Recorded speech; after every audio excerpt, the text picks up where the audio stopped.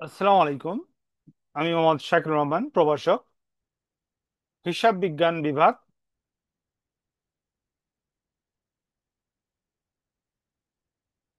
রোকনউদ্দিন মোল্লা girls degree college.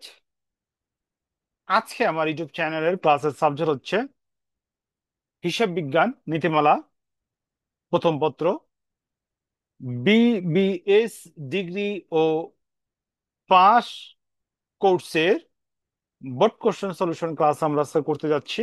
তো আমাদের 3 নম্বর 2023 সালের 3 নম্বর বোর্ড কোশ্চেন ছিল। হুম 3 নম্বর বোর্ড কোশ্চেন ছিল ডেবিট ও ক্রেডিট, ডেবিট ও ক্রেডিট নির্ণয়ের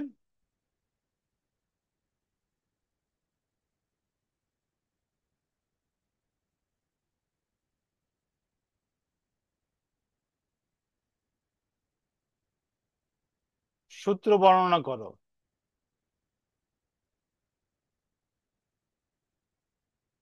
সূত্র বর্ণনা করো।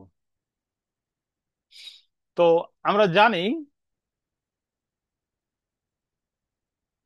হুম তো আমরা জানি আধুনিক পদ্ধতিতে, প্রথমে আমরা সনাতন পদ্ধতিতে আলোচনা করি।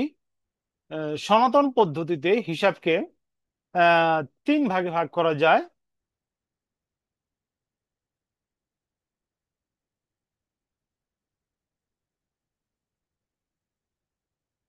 সনাতন পদ্ধতিতে হিসাবকে 3 ভাগে ভাগ করা যায়। প্রথম হইল ব্যক্তিবাচক হিসাব।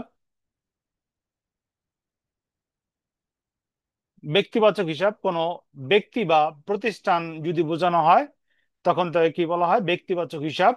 ব্যক্তিবাচক হিসাবের ক্ষেত্রে সুবিধা গ্রহণ করলে,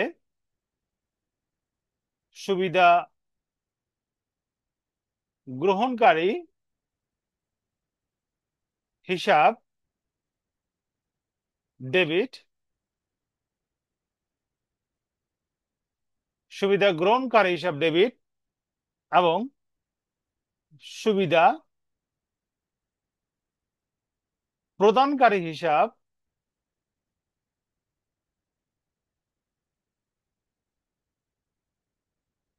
হিসাব ক্রেডিট। ওকে। সনাতন পদ্ধতিতে 2 নম্বর হিসাব হইলে গিয়ে আমার সম্পত্তিবাচক হিসাব।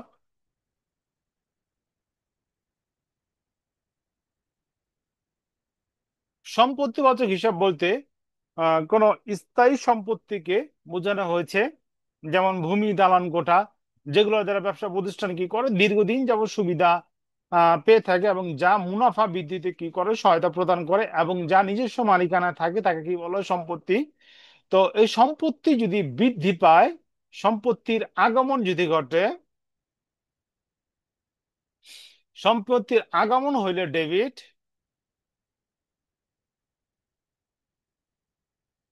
বহির্গমন হইলে ক্রেডিট। ওকে। 3 নম্বর হইতেছে আমার নামিক হিসাব। নামিক হিসাব। আচ্ছা, নামিক হিসাব হইলো আয় বা ব্যয়বাচক হিসাবকে নামিক হিসাব বলে। নামিক হিসাবের ক্ষেত্রে যদি উম, ব্যয় ক্ষতি হইলে ডেবিট,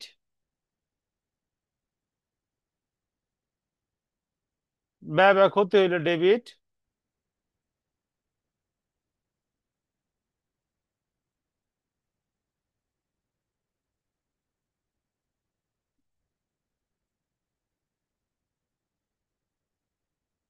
হুম ব্যয় বা ক্ষতি হইলে ডেবিট, আয় বা লাভ হইলে ক্রেডিট। হুম সনাতন পদ্ধতিতে এই যে আমরা 3টা হিসাবের কিভাবে ডেবিট হবো কিভাবে ক্রেডিট হইব এটা যে আমরা নির্ণয় করলাম, এটার আরেকটা নাম হইলো গোল্ডেন রুলস।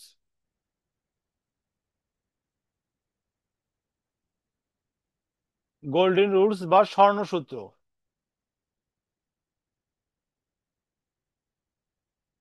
ওকে, এখন আমরা চলে যাব আধুনিক পদ্ধতিতে হিসাবের শ্রেণীবিভাগ।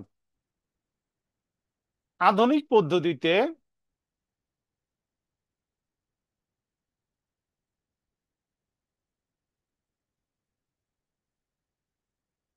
হিসাবকে 5 ভাগে ভাগ করা যায়। প্রথম হইল সম্পদ হিসাব। সম্পদ হিসাব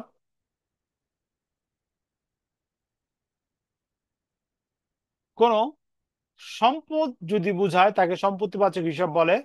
সম্পত্তিবাচক হিসাবের ক্ষেত্রে যদি সম্পদ বৃদ্ধি পায় তখন কি ডেবিট, যদি হ্রাস পায় সম্পত্তি অর্থাৎ কমে যায় তখন কি হইব ক্রেডিট। ওকে, 2 নম্বর হইতেছে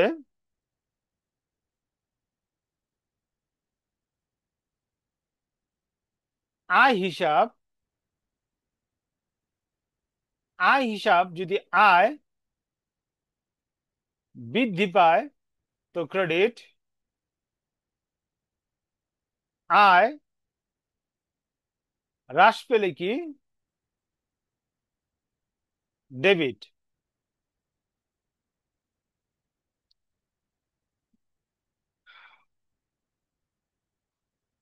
তিন নম্বর হইতেছে আমার দায় হিসাব। দায় বলতে বোঝায় প্রতিষ্ঠানের কাছ থেকে যারা টাকা পাবে তাদেরকে দায়বাচক হিসাব বলে। যেমন দায় যদি আমার বৃদ্ধি পায় তো ক্রেডিট, দায় যদি হ্রাস হয় তখন কি ডেবিট। 4 নম্বর হইতেছে আমার খরচ বা ব্যয় হিসাব।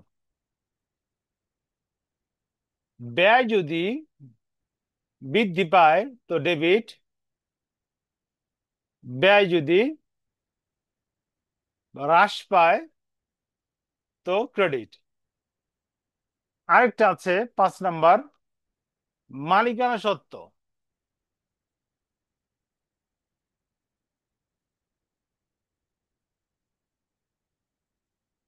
5 নম্বর হইল মালিকানা সত্ত্ব। মালিকানা সত্ত্ব হইল কারবারের উপর মালিকের যে অধিকার তাকে মালিকানা সত্ত্ব বলে। মালিকানা সত্ত্ব যদি বৃদ্ধি পায় তো ক্রেডিট, যদি মালিকানা সত্ত্ব হ্রাস পায় তো ডেবিট।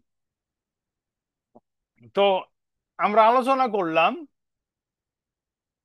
ডেবিট এবং ক্রেডিট নির্ণয়ের সনাতন এবং আধুনিক পদ্ধতিতে নিয়ম। তো আমার আজকের ক্লাস এখানে সমাপ্তি।